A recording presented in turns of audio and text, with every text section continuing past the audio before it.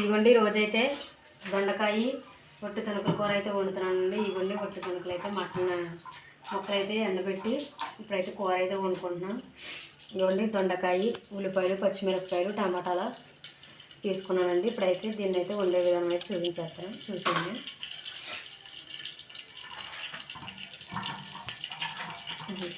ఈ పొట్టు తణుకులను అయితే ఇలాగా వేడి నీళ్ళు వేసుకొని గోరువెచ్చని నీళ్ళు అయితే పోసుకొని కలుపుకొని వేయించుకోవాలండి. ఫస్ట్ అయితే అదిగోండి నూనె అయితే వేడైపోయింది. నేనైతే ఇవైతే వేయించుకుంటున్నాను.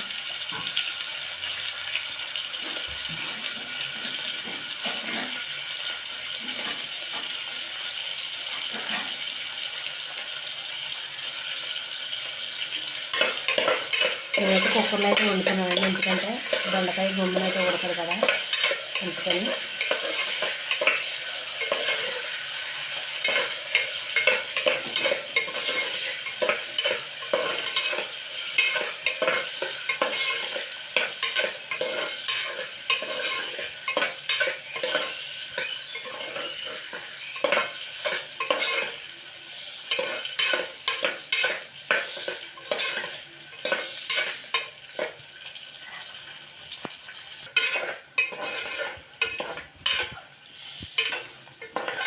ఇదిగోండి చూడండి చక్కగా అయితే ఏగిపోయి. ఇప్పుడైతే నేను ఉల్లిపాయలు, పచ్చిమిరపకాయలు అయితే వేసేసుకుంటున్నాను.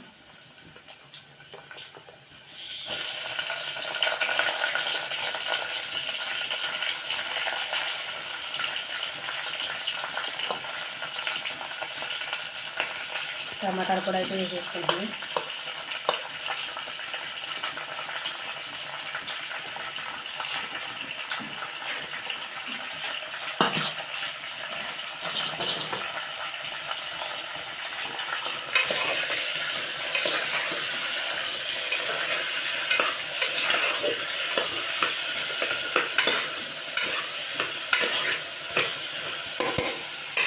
ఇందులో అయితే కొంచెం సాల్ట్ అయితే వేసుకుంటున్నాను, ఎందుకంటే మనకి తొందరగా మగ్గుతుంది కదా.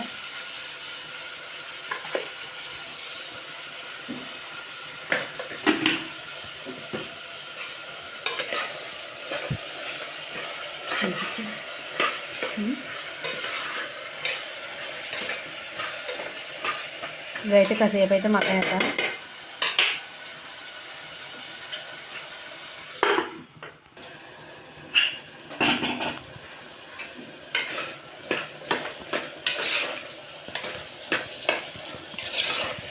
ఇదిగోండి కొంచెం అయితే టమాటాలు, ఉల్లిపాయలు మగ్గినాయండి. ఇప్పుడైతే దొండకాయలు కూడా అయితే వేసేసుకుంటున్నా.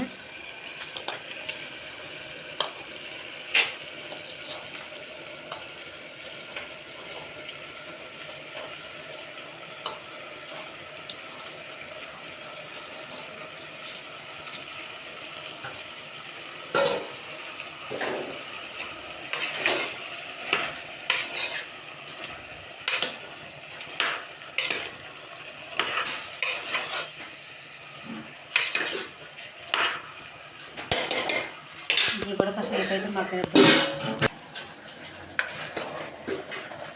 ఇదిగోండి దొండకాయలు కూడా చక్కగా మగ్గిపోయి. ఇప్పుడైతే నేను ఉప్పు కారం అయితే వేసుకుని కుక్కర్ మూత అయితే పెట్టేసుకుంటున్నాను. కుక్కర్లో వేసుకుంటే దొండకాయ గుమ్మని అరగదు కదండి.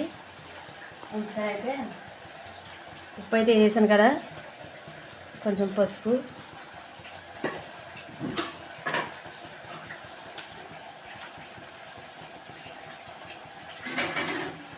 కొంచెం కారం,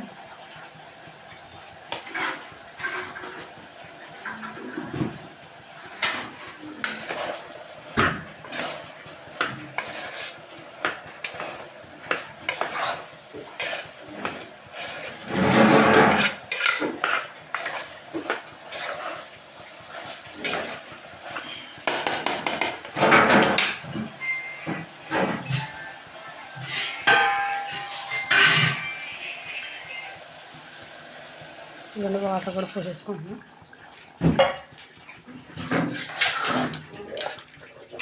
కుక్కర్ మూత అయితే పెట్టేసుకుని 4 విజిల్ అయితే రానిద్దాం. ఇదిగోండి రోజు చేసిన పని అయితే ఆకులు కోయడం అండి. మేము మళ్ళీ స్టార్ట్ చేసాం. 4సారి అయితే కోతున్నాం మళ్ళీ ఆకులు. మళ్ళీ కొన్ని కోసిని చిన్న చిన్నగా మళ్ళీ వస్తే మళ్ళీ అయితే కోతున్నామండి మేము. ఇదిగోండి చక్కగా కూర్చొని ఎండలో చాలా విపరీతమైన ఎండ అయితే వేసేసిందండి. తుఫాన్ తర్వాత అయితే వెళ్ళాం మేము పనిలోకి. ఇదిగోండి చూడండి, కొన్ని అయితే ఎర్రబడిపోయినాయండి.